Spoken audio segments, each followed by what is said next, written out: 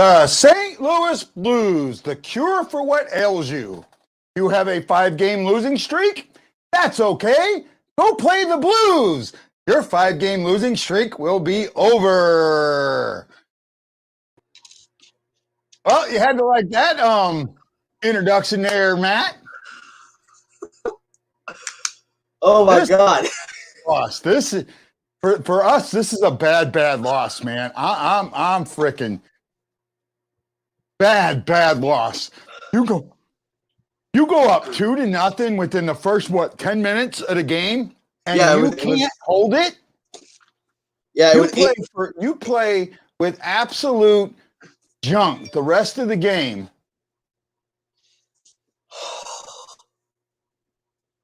Well, yeah, I mean, this is a good point. And I'm not, I like blaming, well, I honestly, a lot of times don't like blaming the refs, but I got to tell you, right now, the refs are not our freaking friends. They missed freaking Garland. Garland knew that the refs were calling such a light game that he took play by his freaking neck and threw him to the ice. I'm not going to deny that. I'm not going to deny that. What I am going to say, I think it's Dryden Hunt or Bunting, I forget which, but they were stick held and they're also taken out of the early periods. To me, it came across more like the refs decided to finally put their freaking whistles away. But I understand. I get, I understand the frustration. No. You're right. Because you know what? I've talked about that in the past. But see, that's if you got your stick, if you're holding your arm on the stick trying to get that penalty, that's an embellishment in my eyes, right? I really think so. Darkness is saying the refs were soft. Just there was a lot of bad calls tonight. Hey guys, I'm trying to work with the controls a little bit, give you some more with the thing. So hopefully, if you don't like it, let me know. Tell me what you think. Just give me an idea of how things are going and what you think. And before we get going any further, I need to say something real quick. This weekend is a very somber weekend in St. Louis. We're laying Bobby Plager to rest tomorrow. It is not open to the public. It will be on TV in St. Louis, but it's also going to be televised on the Blues YouTube channel. And they're going to take Bobby down the parade route. They're going to give him his one last parade. A lot of people are planning on showing up in St. Louis with hockey sticks or broomsticks or something to give stick taps for Bobby as he goes by. So if you can go to St. Louis and do that, please do that. Greatly, I just wanted to say that and put that out. Man, I didn't get any points tonight. I got a fat 0. I don't think Tarasenko got nothing, and I said 3-2 the other way, so it doesn't help me out any and none. Just a crap game all the way. I'm sorry. After the first, it was crap, and I'm going to call it what it is. Lance, I know as a goalie, you see the game a little differently, but I can't find a positive in the second and the third at all. Well, we didn't get hardly any shots on goal. I had to step away from it with about 4 minutes left for just a little bit. And the Blues only had a few shots on goal at that point. I think 3 or 4. They had 18 or 19, and they had 15 after the second period. You can't score if you don't shoot the puck. And a lot of them, a lot of times you just don't. It's frustrating to me to see a team. That's 7 in the third and 4 in the second. Yeah. It's frustrating to see a team with talent do that. And you got to give Arizona some credit because they did play good defensively, better in the third period than they did, I thought, in the first. But you can't score if you don't put pucks on net. I saw Arizona give, in my mind, a little bit better effort. I don't like to blame the refs, but there were a lot of missed calls, I thought, on both sides. To me, one of the most flagrant ones that I don't think you've talked about is when Falk was coming from behind the net and was tripped up. That was tripping. That is classic tripping. Yeah. That should have been called. And even I was listening to the Arizona feed, and even the announcer says Falk gets tripped up next to the goal. And I'm like, did he say tripped up or knocked down?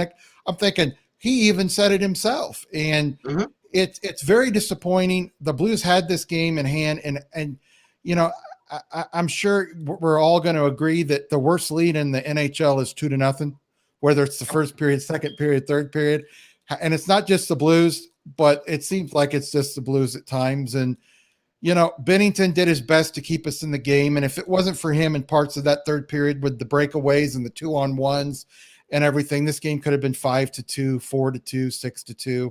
So I'm not faulting Bennington at all for this loss.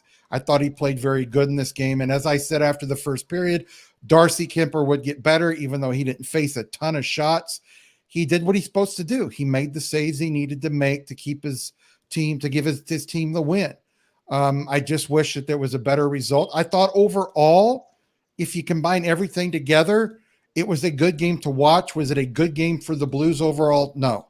Past that first period, they didn't look good at all. And in the second and third period, Arizona looked much better than the Blues. And it looked like they wanted it more, which is sad because, you know, Arizona's fighting and struggling coming off of being 0-5. The Blues, you know, had that 3-game winning streak. And I kept warning people, hey, 3-game winning streak is nice. It is very nice. And I'm glad they were able to overtake Arizona and go a point ahead of them. But Arizona's not going to continue to be 0-5. They're not going to go 0-6, 0-7, 0-8. You've got to continue to win. You can't let the pedal off. And that's what the Blues did in the second and third period. And Berube didn't make the necessary adjustments. I'm sure there's guys out there, even some former Blues players, that'll say the Blues just didn't play well, or they're going to give all the credit to the Coyotes for playing great. But the Blues did not play good at all in the second and third period, and that's what it come down to. No, I absolutely agree with you. The Blues did not play very well in the second or third. The Coyotes did. And now you talked about this in the second intermission. The Coyotes made adjustments, and they made very good adjustments. We saw that. The Blues never caught up to their adjustments. Yeah, but you know why? You know why? Because what shocks me is it's like AZ Sports Guy says, Tockett's not known for making adjustments either. He gets criticized like Berube does a lot for not making the right adjustments. But he made the right adjustments, and every adjustment he would make, Berube would be behind. He'd either make it too late or he didn't make it at all. And like I said, I'm not saying Berube's a bad coach. You've got to be at least a good coach to get a team to a Stanley Cup. I mean, I've seen some good coaches that weren't great get Stanley Cup wins. I'm saying he's a good coach, but he's not at that level yet, and he may never be at that level. We saw him in Philadelphia have one really good year. And then after that year, the next year, the team started maybe not listening to him. They kind of turned tone deaf against him. And the kind of intense, he's an intense guy. He was when he played, very intense. That kind of guy can wear on you at times. And after a few years, you know, it kind of wears on you. We can see the guy in Columbus. You know, has he ever won a Stanley Cup with the Columbus Blue Jackets? No. You know, Tortorella's never won a cup there. He wears on guys. And Berube is going to wear on these guys. And you know, you got to put some of it on the players, but I put some of it on the coach too. Yeah, no. Well, I mean, so I'm not trying to toot my own horn. Toot, toot, toot. I've been calling this since the beginning of January. But at the same time, we have too good of a lineup to be playing this piss poor. So it does go, as much as I pound on Berube, and I do. Yeah, R just said if we knew what was going on in our second period, we'd fix it.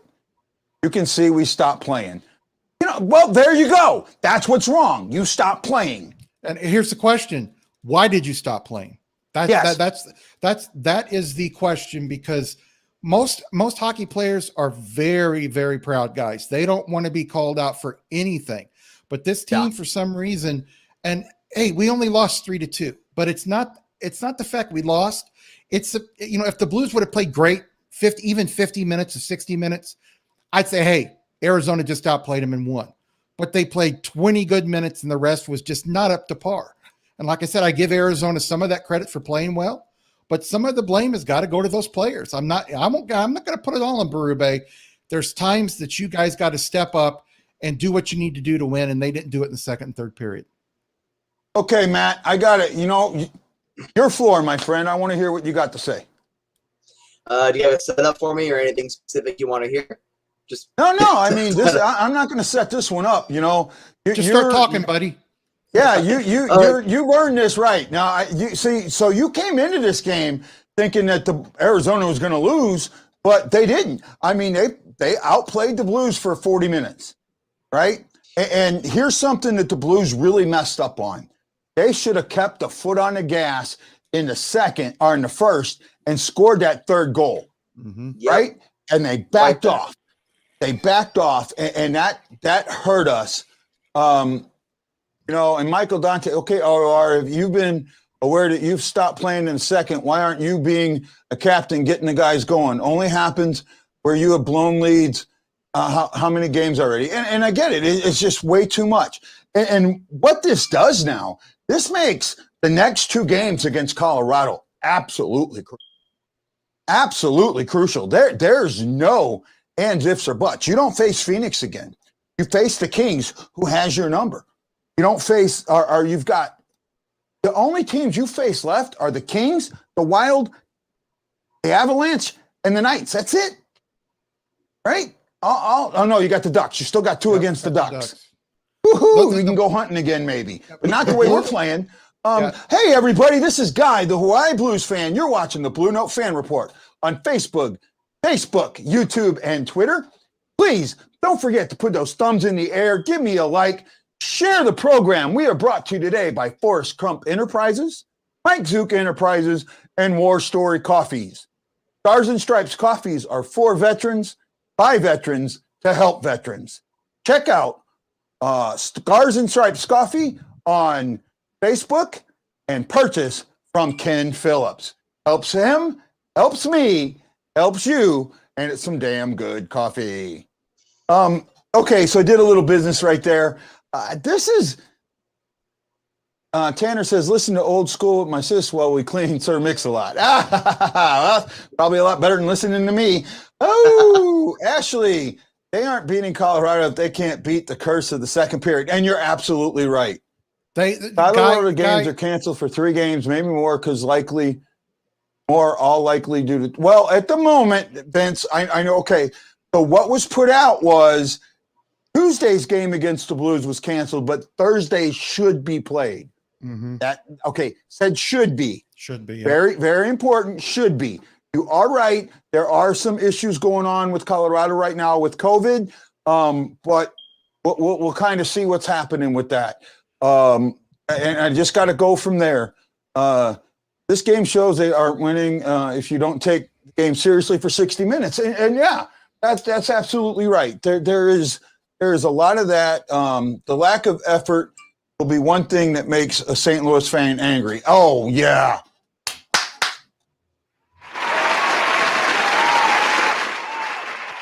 Great comment, Jason. Absolutely. This league needs a hardcore officiating referendum. Mason, you're absolutely right. You know, we could spend 4 hours on a show talking about officiating in the NHL. Oh my goodness, it is just that bad. Well, right? Guy, you know, I talked about back in January, I think it was right after they started. They need to be held accountable, somewhat like some other leagues do. After each game, they need to go in and look at the calls they made, look at calls they didn't make, and ask why they made the call. Ask why they didn't make a call, and they need to be scored on it by the league. And then based on those scores, coward. They need. Go ahead. Sorry, I was trash talking baseball. I'm like, come join, you coward. Join us. Sorry, I apologize. I had myself. Oh, that's all right. That's all right. No. You know what? As much as I would love to bring Mason on, I'm not in the mood for F-bombs today. And I love Mason to death. But I've actually, and I'm saying this in the nicest way, I have gotten some very private complaints about the F-bomb. Look, I know how to cuss. I can take the F-bomb and use it as the only word in a complete sentence, and you'll understand exactly. It's like free. I can do that with the F word, and you'll know what I'm talking about. I get it. But on my show, I'd like to keep it to more of a PG rating. No, I don't mind a shit or a damn or that, but we need to keep it a little bit cleaner, and I'd appreciate that. So at the moment, yeah, see, and even Mason admits there would be a lot of F-bombs, yes. So I am limiting the F-bombs, especially until I get they did an upgrade to my sound machine with a beat button.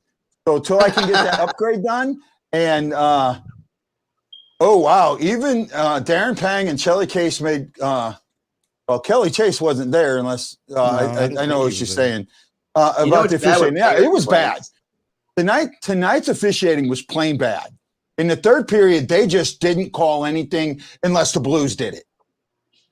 Right? It was just plain bad. At that one point when Garland yanked, I think it was Blaze, just yanked him down with the horse collar. Come on. You know, you've just told the other team, do whatever you want. Oh, she said John Kelly. I thought so. No problem, Mindy. We appreciate you. So enough of that. So let me bring my buddy back. Okay, so with this, is this Arizona's launch pad? Or are they really just a bad team that got lucky tonight?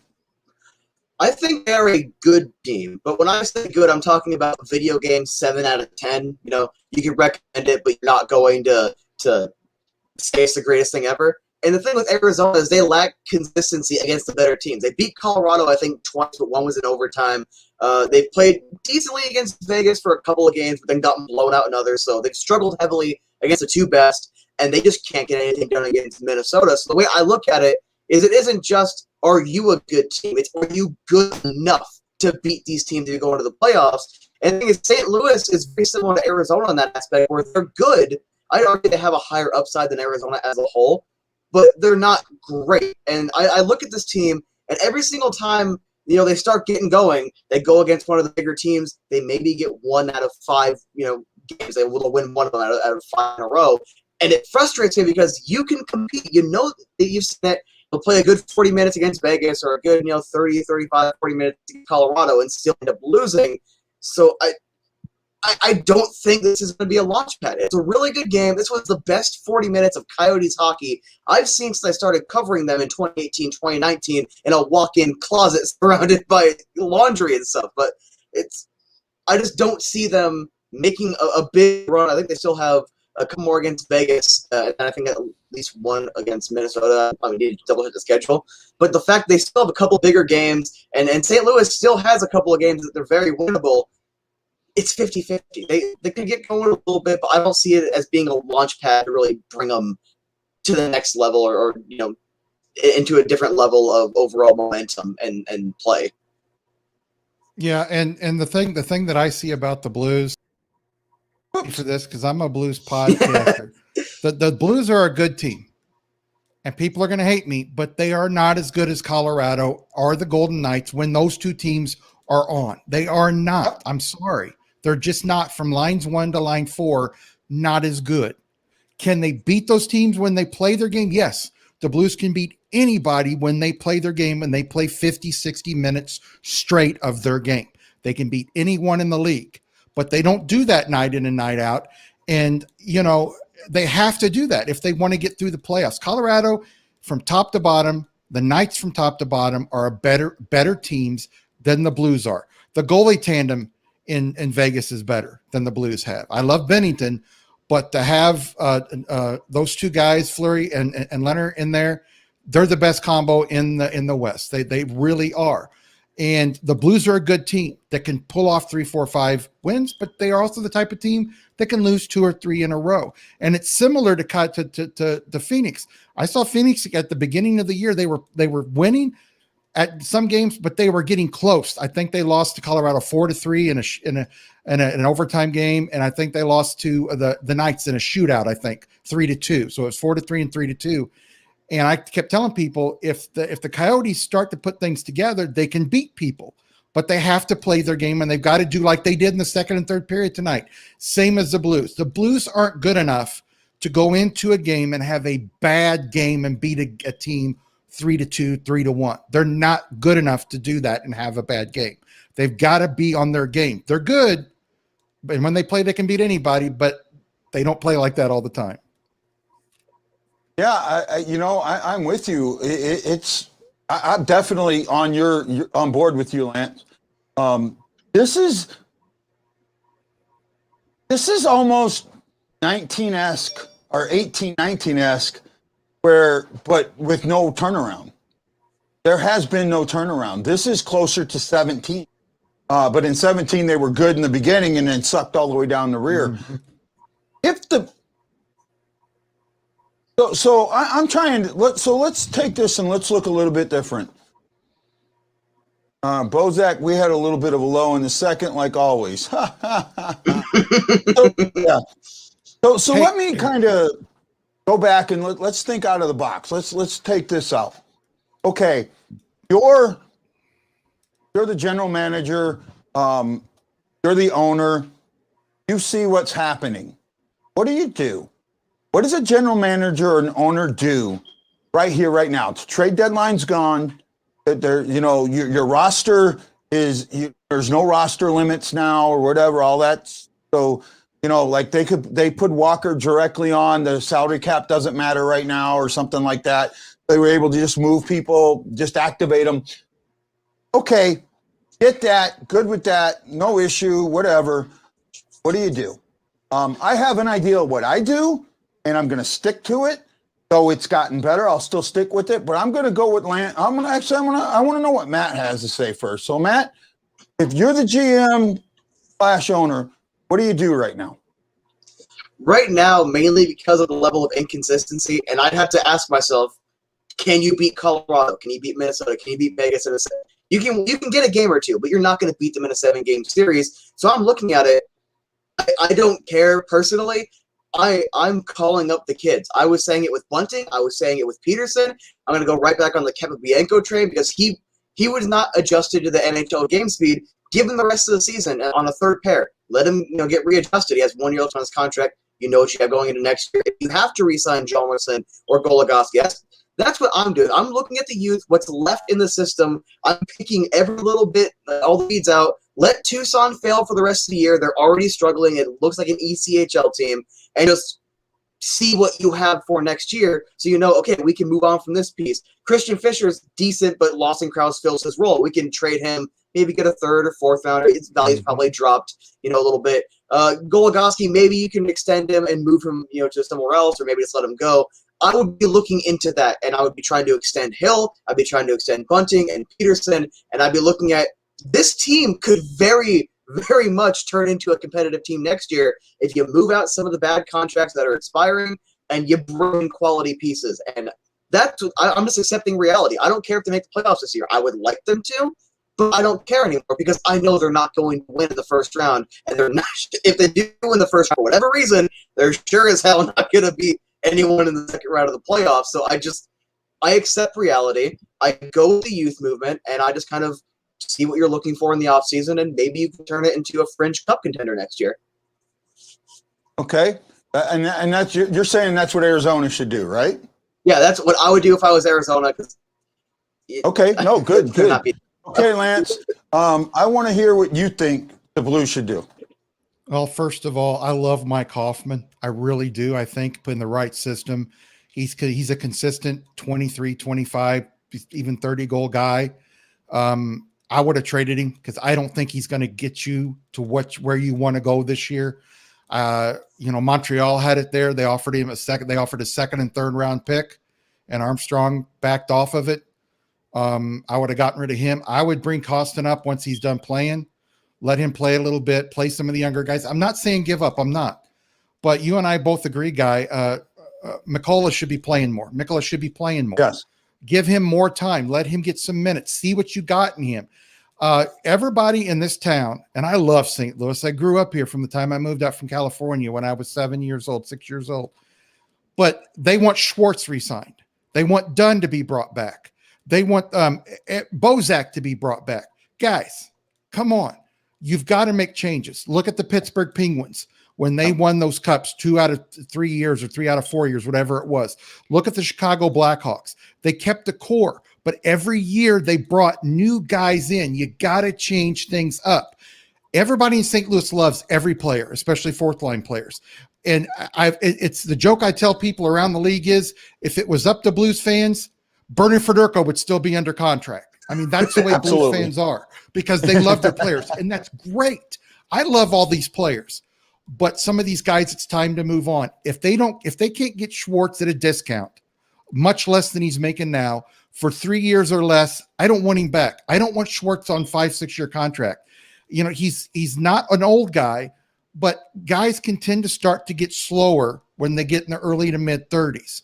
Yep. If they can bring Schwartz back for $4 million or less for 3 years, bring him back. If he wants $5-6 million, no, don't bring him back. I know he's very good in the locker room. He's a great guy. I love him. But, you know, you've got to look at your future. You got to make a decision on Thomas. He's been injured. Are you going to keep him and re-sign him? What are you going to do with him? Kairu's going to have a contract in a couple of years. There's a lot that Doug Armstrong has to look at. But I'm kind of like he is with Arizona. Still try to win, but bring some people in. Bring some of these young guys up. Give them some time. See what you got. See who you're going to protect.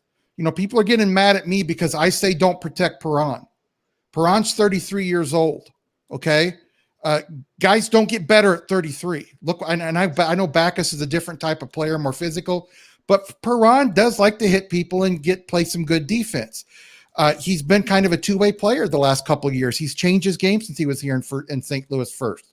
Look at what happened to Steen the last couple of years. Steen was not the same player he was after the age of 33. Leave Perron unprotected. If they take him in Seattle, great. If they don't, keep him, you know, whatever. But you've got to make some changes. You got to look up and down this roster. And people keep asking about Berube. Do we think Berube's on the way out?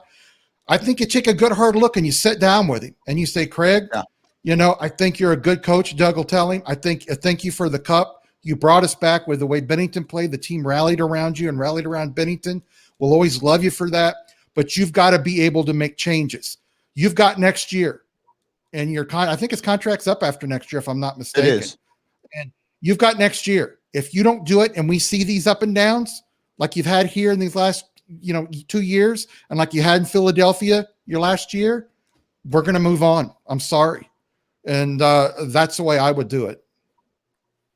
Yeah, I'm close to you, but I actually think that there's a move that a GM could make right now that would affect the team in a positive way. Right? And I'm going to come out and say it, fire Montgomery. Right? And now when you sit there and go, wait a minute, he's just an assistant coach. No, he's the power play and penalty kill coach. And we have not been good in that area all year. He was supposed to come in. He took what was the 3rd and 5th ranked power play and penalty kill respectively and turned it into a bottom of the league. And it's not just the players he lost. He got better players on the penalty kill. He got better players on the power play. And we still suck. Make a statement. Make a statement right here, right now. You don't have to get rid of Berube, but get rid of Montgomery. Take him out. What does it hurt you at this point saying, you know what, Jim, I'm sorry, it's not working. You killed the power play. You killed the penalty kill. Have a nice day. Maybe something later. You're still an alumni. We love you, but you're gone. Yeah, but Guy, the thing about Jim Montgomery is this. You've got to put the players up to that too. Just because they were 3rd and 5th in the league at the beginning of the year doesn't mean they're going to be. We've seen a lot of teams be first in the league for the first 20 games, 25 games, and all of a sudden they'll end up 15th, 16th in the league. He does owe some responsibility. I agree with you. And if they fired him, would I be upset? No, I wouldn't be upset at all because it's something that might need to be changed. Do I think it's going to put them back in the top 5 power plays in the league if they bring somebody else in? I just don't think it will. Could it make them better? Yeah. But I agree with you. You've got to do something to shake it up. And if it is firing Jim Montgomery or Mike Van Ryn, do something. This team needs something shaken up. And they're not going to fire Berube. So you've got to make some type of adjustment. And I also think Ott is pretty set. Right? And the reason but you know what? Ott works with all the special teams. He doesn't just sit behind a bench and do nothing. Yeah. He's got to take some responsibility. Ott's another one of these guys. Well, we've got him as a coach. He's going to be great because he's a former Blue. We've got to stop that mentality. Not every former Blue is a good assistant coach. People People talking about we got to hire Jay Bowmeister. We got to bring Jay Bowmeister here. He'd be a great coach. Not every ex-Blue is going to be a great coach. And like your part, has Jim Montgomery kept the power play unit doing well? No. Part of it's probably his fault. Part of it's the player's fault. But hey, just because you're Steve Ott and because you were an instigator in the league and you had a couple good years where you were good offensively, doesn't mean you're going to be a good coach. Doesn't mean you're going to be a motivator. I like Ott. I do. But this whole coaching staff needs to be looked at. I'm not saying fire Ott. I'm not. But they all have to be held accountable for what they do because it's not working. Okay, and I agree, but I have seen more positive from Ott than I haven't. Okay, so I'm kind of on the Ott train here. Not that, you know, I'm not saying I like what I'm seeing from Steve Ott. I really do. I know he's in charge of the line shifts and some of that. I know Van Ryan works with defense a little bit. So, and Jason Nicholson has never started in being coaching our offense. I don't know. You know, I understood a lot about offense when he played. He was a tough player. He wasn't a great offensive player. That doesn't mean he didn't understand the offense. So I'm okay with that. My issue is, I'm sorry, my issue is with Montgomery. And my issue is, here's a guy that we brought in to be, quote unquote, the assistant coach, and he's not even on the damn bench. Okay? This is a guy who's our assistant coach who's not even on the damn bench. They only have so much room. I mean, you can't have. Okay, but why didn't take Ott or Van Ryan off the bench? If he's your assistant coach, he should be on the damn bench. It's just a decision the Blues have made to put him up in the press box. I mean, that's just a decision they make, and I don't know why. If I was them, I would switch off. I would have Mike Van Ryn up there sometimes and have him down on the bench. I don't know why they do it that way. I'm sure they have their. Go ahead. That's the decision the Blues made. In some way, shape, or form, does that not make you question just why him specifically is the odd man out? Like, you know what I mean? Well, it's like I said, they all need to take responsibility. I like Ott. And, you know, if he's in charge of this offense, like the guy said, I know he understands offense. I never would have put him over the offense if I was a coach. But I understand, you know, he's good with the players. They respect him. And you know what? If you've got a good enough understanding of the game and played as long as he had and the players respect you, that is a really big positive.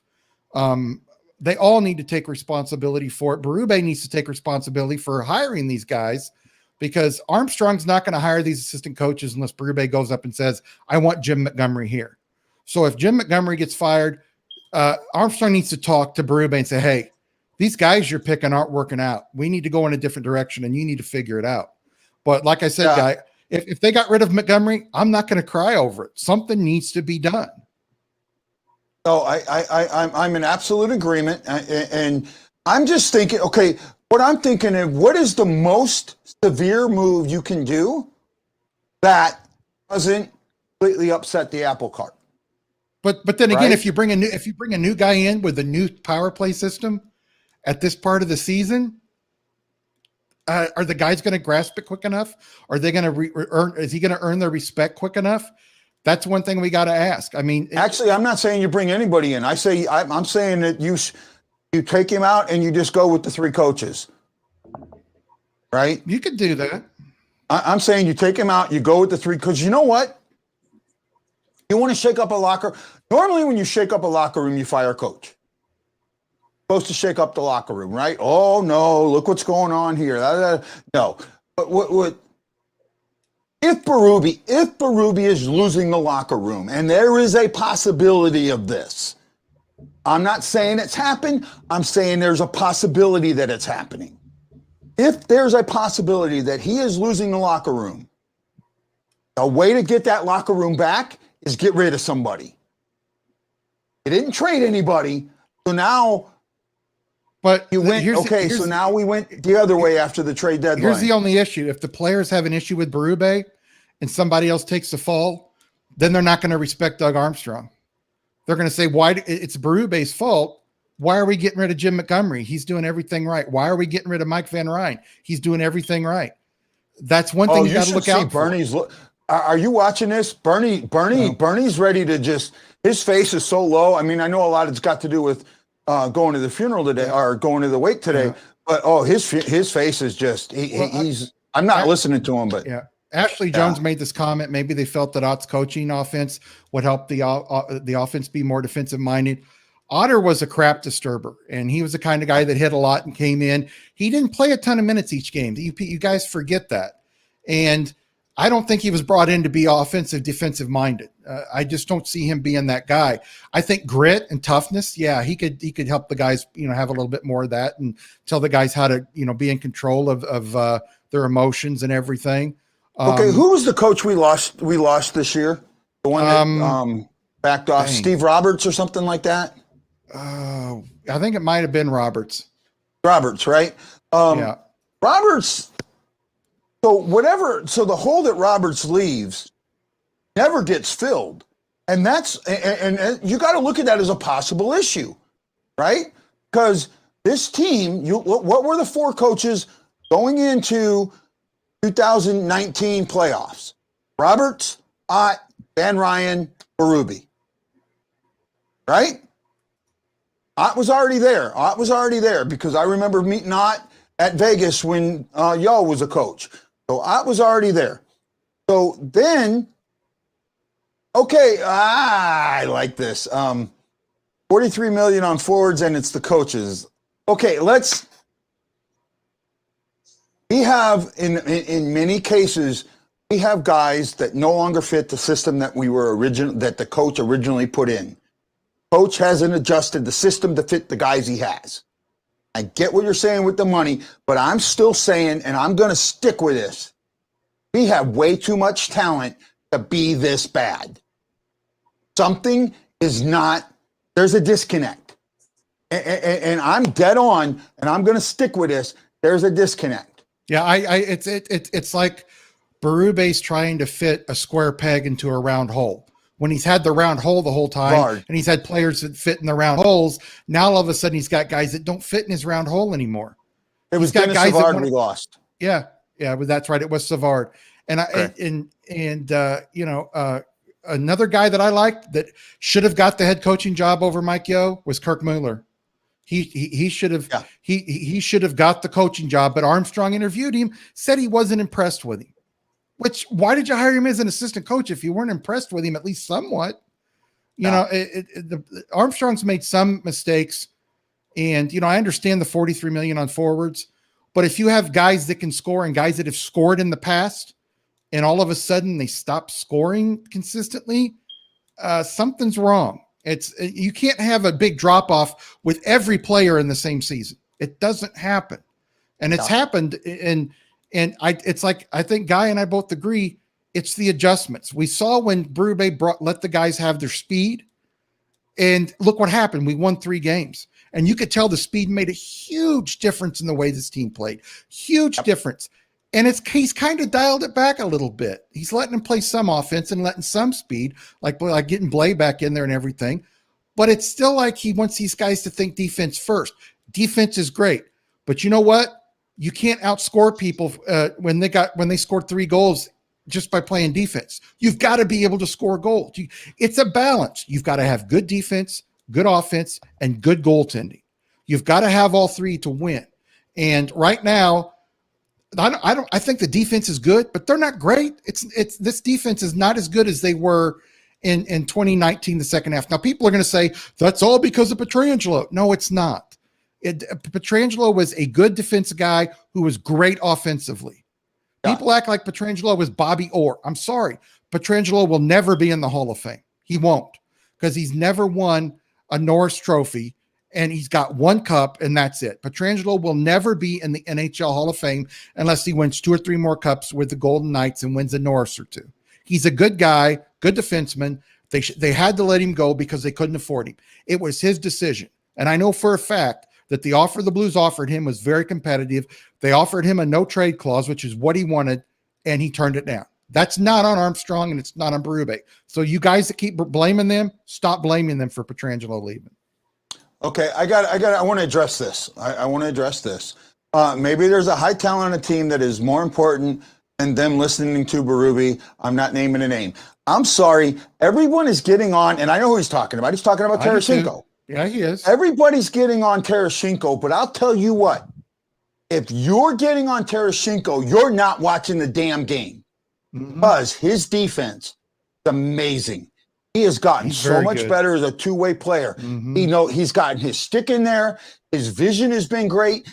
Yeah, he's not scoring, but he's doing a lot of things that you're not seeing, and those on his side aren't putting the puck in the net when he's helping them get to that point. I'm sorry, he's made some really good passes. He's made some really good stick pucks. He's done a lot of stuff very, very good. And I'm not saying this as a Tarasenko fan. I'm saying this as somebody that, I keep going, wow, I love that play. Wow, I love that play. And you're right. We do pay him to score. Yeah. But we pay other people to score too. Yeah, but you know what, Guy? One thing, if you've noticed when he's come back, he's not been afraid to hit people on that shoulder. He's given it his all. And when you ask a guy to step it up defensively, hell yeah, that's going to affect his offense. It always does. Look at Brett Hull in Dallas. Hitchcock and him went back and forth on this. And Hitchcock would set him and wouldn't let him play if he didn't play defense. I think he had 23 or 25 goals his last year in Dallas. I might be wrong, but somewhere around there. I guarantee you, if he wouldn't have had to focus on defense as much, he would have been a 35-goal scorer. When you make guys focus on defense, it takes them out of their playmaking ability and makes them think about defense too and not just scoring. Tarasenko also has played, 16, 17 games back, maybe a little more. Guys, he's been hurt for a long time, and he's been off. He's missed a lot of games these last couple of years with these shoulder injuries. It takes you time to get back. I can tell you one thing, his timing is not completely back. But like I said, he's been very good defensively, and he's had his opportunities. It's not like he's not having opportunities. It's not like he's not working hard. He's doing other things when he's not scoring. Just like they get onto Jaden Schwartz when Jaden Schwartz doesn't score. But Jaden Schwartz does so many other good things. You can't have it both ways. You just can't. Do you want him to be good defensively when he's not, able to be good offensively at that time for an injury? Or do you want him to be good offensively and screw the defense? Then you're going to be complaining that he's a one-dimensional player. That's what's going to happen. Take it easy on Tarasenko. He's not to blame. Yeah, I'm with that. Hey, AZ, they're yelling at me because I'm not letting you talk. And you know, we don't mean that, buddy. We love you. But you was asked, Rob asked, does this boost the Yotes huge? I know we talked about this a little earlier. I desperately wanted to.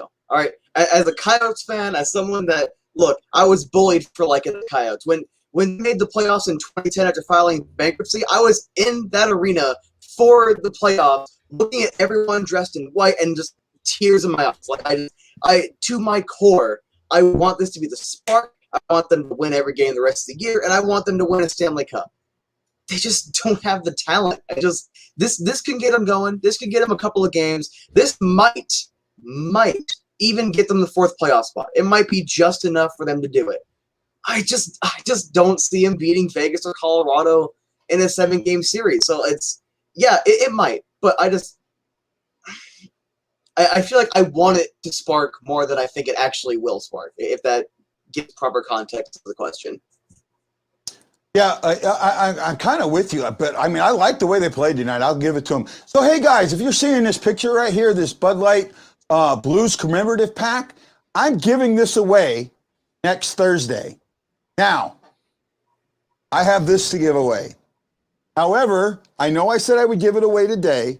I'm going to wait just a little bit. I'm going to do a show on Tuesday, hoping I can get Lance on Tuesday, and I think I got Anna back on Tuesday, and we will give it away on Tuesday. Give you a little bit more time to follow STL Fan Report, get more people to know about STL Fan Report on Twitter, and get the word out. So that's what I'm going to do. So hold on. That picture could still be yours. Just want to give people a little bit more time, and we've had some good discussion here, and that's why I didn't get a chance to give it out. So give a little more time, and we'll go from there. Yeah, I know, Ashley, I'm a tease. So this Bud Light pack that I'm showing here, the way you win it, simple. Enter the STLFanReport.com Pick'em contest. Go there, enter it for the Thursday game or the next game we have, and you're entered. That's it. I'm going to pick a number. You have to be in St. Louis, and you have to be of age of 21. You have to be. So make sure you share this stuff out. Let people know about the contest and what they can win. This is a door prize. It's a really nice one. I can't wait to give it away next week. Okay, now that I got some business done. By the way, we're brought to you by Forrest Crump Enterprises. Check them out if you need some construction work done. I'm frustrated, you know, and I guess that's what part of it is because, and I know I've said it 3 or 4 times already. This team is better than their record. You know, the old saying is, you are what your record is. No, you're not. Right? Just because I don't know, it really man. doesn't make sense at all this year because look at teams that are in really good divisions that are playing against teams that are so much better than them. Of course, like, their record's going to look worse than they are. Or look at teams that are playing in weak divisions that might be blowing up. They're going to look better than they are. Like, a year like this, like, I'll never understand that, you know, you are what your record is because it doesn't make sense in general because it also depends on who you're playing against. But especially a year like this, records to me don't really mean that much. It matters how you're actually physically playing. Well, it's like I've been telling people, everybody's saying the Maple Leafs are going to win the Cup. They're the best team in the league. They've played very good. Look at the division they're in. I told this one gentleman, I said, if they were still in the division they normally are, they wouldn't be in first place because of the competition. They would still be a good team, probably top 3, top 2, but they would not be in first place. And I get hell for saying that. I like them. They're a good team. But, you know, this is a strange year. This is a very strange year. You know, and speaking of Arizona, they got those 2 games coming up against the Wild. I'm going to judge them after those 2 games and see how they play. They definitely have to win one in my mind and maybe even take one to an OT or shootout and get 3 points.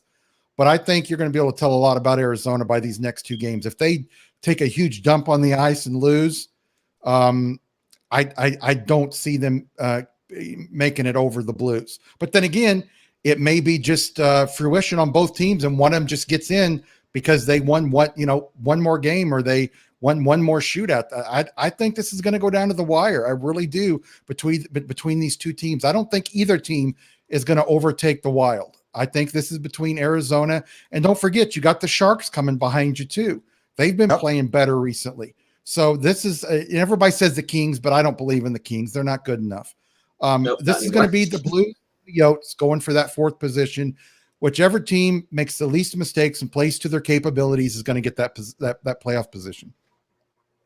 Yeah, and that's true. And what I'm showing here right now, guys, is on stlfanreport.com under the Blue Note Fan Report is the current Blue Note Fan Report. And this is part 2 of the interview I did with Gary Unger. If you have not seen this, and I know many of you have not seen it by the views, you need to watch this. This interview will inspire you. This interview will make you really look at things from a completely different perspective. It will also make you laugh, and it will also make you cry. Please take a little bit of time to watch this interview. You can find it on stlfanreport.com or on YouTube. Please check it out. He is an amazing man. And I'm going to even take this, I'm going to take a leap of faith. There is a good chance he's going to be on the pregame next Saturday. So, yes, I'm working on that. He has said he'll be on a pregame. We just got to get his tablet set up and see. There's a chance he'll be on the pregame next Saturday. That'll be a fun one. Mm-hmm. Sounds like it. Former Roadrunners coach? Say again? Sounds like it. Former Roadrunners coach? Come on. I caught that part of the interview to start the day. He talks about the Roadrunners in the video. He talks about him. He talks about how he was playing in Scotland and he was asked to come back and coach the Roadrunners. That's why he came back. I want to know. I don't think Matt was even born then, were you? No. I was around for the ECHL version. That was like 2006, 2007. And I think the 90s version was still here when I was born, but they left by the time Arizona came over. So I was more of a Sundogs kid than a Roadrunners kid. I had the ability to be a Roadrunners kid. Well, guys, we're creeping up on an hour. Got about 10 minutes left. I want to, and just because I don't forget it, I want to give you a quick chance to talk about your channels. I'll go with you there first, Daisy. Tell us what you got going on and where people can find you. Well, first off, I am a St. Louis's favorite Coyotes fan. I hey, right now, y'all love me more than Coyotes fans. If Arizona leaves and Vegas hasn't finished swooning me, maybe Guy and y'all got me to be a Blues fan. I'm appreciating a little more. But I'm on YouTube as AZ Sports Guy. I'm also on Twitter as another Sonic boy because I'm a 25-year-old man child. But pretty much what I do is I try to cover as much Arizona sports as I can. Not really interested in NFL or basketball, but try if I can. But mainly Arizona Rattlers. I did a video on the Arizona Sting, so a little bit of history and whatnot. But if you look at my channel, it's Coyotes, with Roadrunners, and like 18 more Coyotes videos. So if you want someone that likes to go on horrific mood swings between I love this team looks great, they're going to the cup, to this team sucks, get them off the ice, that's me. I love it. Okay, Lance, what have you got going on the drop, my friend? First of all, I think that last statement could go for Blues fans this year. One minute we're saying, hey, this team's going to have another cup, man, it's going to be great. Next minute we're saying, man, who is this team? We don't know them. Some of these are the same guys that won. So you can find me you can email me at lanced@droppodcast.com. You can find me on Twitter at Drop Hockey Show. You can also find the website at droppodcast.com. Guys, I want to thank Guy for having me on, and, I really appreciate the time he gives me. And I think it's great that he's unbiased. I think all three of us on here are unbiased. We're not rah guys that think our team does nothing wrong, and I can't stand podcasts like that. But thanks, Guy, for having me on, and look me up sometime, and look forward to hearing from the fans. Oh, well, I mean, we're all like that. And I got to tell you something. As I've been doing this, I've transitioned from being a studio show where it was pre-recorded to doing more of the live stuff. And I got to tell you, I like the live stuff a little bit more. I do miss having my fan of the game, pet of the game, and tattoo of the game. And I want to bring that back to the website, but I'm not getting the fan reaction to get there yet. But yeah, maybe it'll come around. There are a lot of good things that are going on, and we learn more. We talk to each other. And we learn more when we give each other a chance to say what's going on, to hear what we have, and to go forward. Because, from Lance, I've learned how to watch games a little bit better. And I thought I knew how to watch games. Lance had made some comments to me in private conversations, and I went, oh, okay. And now I learned to listen a little more, or I see things more. I don't think if I had met Lance that I would see how great Tarasenko's defense is. Because I met Lance, I've learned that. AZ, just in the time that we've talked, I've learned a lot about the Coyotes that I didn't know because, you don't learn. And bringing other fans in really helps us all become better fans. And that's all I want to do. And that's why the fan report is open. That's why STL fan report trying to expand and get more writers and all that stuff. It's because my tagline, by a fan, for the fans, and about the fans. And I absolutely mean that. One of the reasons that I've been told, and I'll just that I can't get a press pass or even get in on the Zooms is because I always wear blue stuff, that I'm not neutral. Okay, so what? You know what? If for that, you tell me that that's all I need to do, fine, I will. But on my show, Guy, that's not true because I don't wear stuff on my podcast because it's an audio podcast, yeah. And I basically was told that several times, very nicely and very professionally, by Mr. O'Neill from the Blues. And if you're watching this, perhaps if somebody knows him, he's a very nice guy. Was very nice to me. just responded and said, right now, the Blues don't believe that podcasts are legitimate media. I don't agree with that. There are other NHL teams that have people like Guy on and Matt on and myself as credentialed media. And maybe someday they change your mind. And I think it upsets us, and I understand it in a way. It's a new type of media. It's been around for several years, but the old school people, and Dan O'Neill's an old school guy. He looks at newspapers, news media, guys like that they're legitimate media. And I'm hoping someday it changes. And I think someday it will. And maybe someday, Guy, people like you and I and Matt will get credentials. And I'm hoping that happens. Well, that's what the Fan Report's all about. That's what STL Fan Report is about, to show that I'm more than just a guy that yells about the Blues. That there's more to it than that. And not only that, see, this is the one thing for me, and I know we're almost out of time, but this is the one thing for me that I think most shows like this forget, is the general fan, right?